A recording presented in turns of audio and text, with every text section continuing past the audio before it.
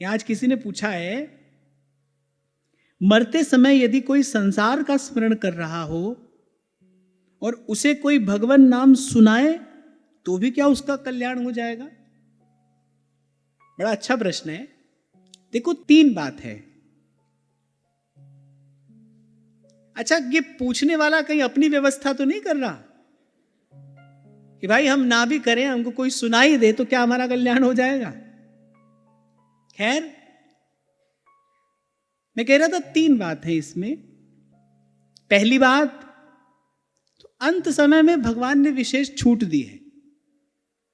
भगवान की कृपा करुणा है। भगवान कहते हैं भाई जीवन भर हमारा भजन ना किया हो, अंत समय भी यदि हमारी स्मृति हो जाए तो उसकी सद्गति होगी, उसका अमंगल नहीं होगा, उसका कल्याण होगा।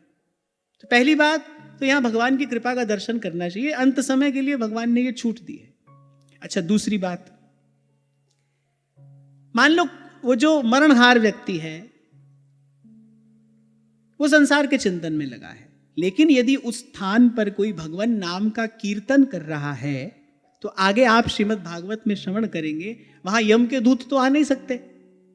जिस स्थान पर भगवान नाम का कीर्तन हो रहा है वहां यमदूत तो आ नहीं सकते। अब जब उसकी मरने की घड़ी आएगी या प्राण छूटने का समय आएगा, अब प्राण भी छूटेंगे, तो भगवान का नाम सुनकर, भगवान ने ही ऐसी व्यवस्था की है भाई, जहां ऐसी स्थिति में हमारे नाम का कीर्तन हो तो हमारे पार्षद तुरंत वहां पर पहुंच जाएं। यम के दूत वहां आ नहीं सकते। कौन आएगा? तो भगवान के पार्षद आएंगे। अब जब भगवान के पार्षद आएंगे तो भाई भगवान के ही पास लेकर जाएंगे, है ना? तो इस दृष्टि से भी अगर हम देखें तो इस दृष्टि से भी यदि कोई केवल सुनाता हो भगवान का नाम तो भी कल्याण होता है।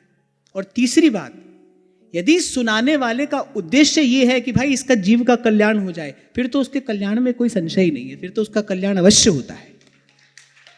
यदि नाम सुनाने वाला इस उद्देश्य से नाम सुना रहा है, वो इस उद्देश्य से ही नाम का कीर्तन कर रहा है कि भाई ये जो सुन रहा है इसके चित्त की स्थिति कुछ भी हो, इसकी मति की गति कैसी भी हो, लेकिन इसका कल्याण होना चाहिए, उसका कल्याण होता है। श्रीमद् भागवत में आगे हम देखेंगे, संतों ने अजामिल से कहा ठीक है तो अपने पुत्र का नाम नारायण रखना।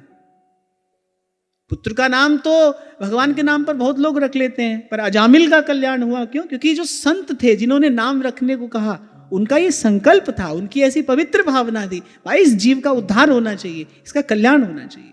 तो तीनों दृष्टि से आप देखो, यदि अंत समय में कोई केवल नाम सुना भी रहा है तो जीव की सद्गति होती है, अवश्य होती है, उसका अमंगल नहीं होता, उसका कल्याण ही होता है।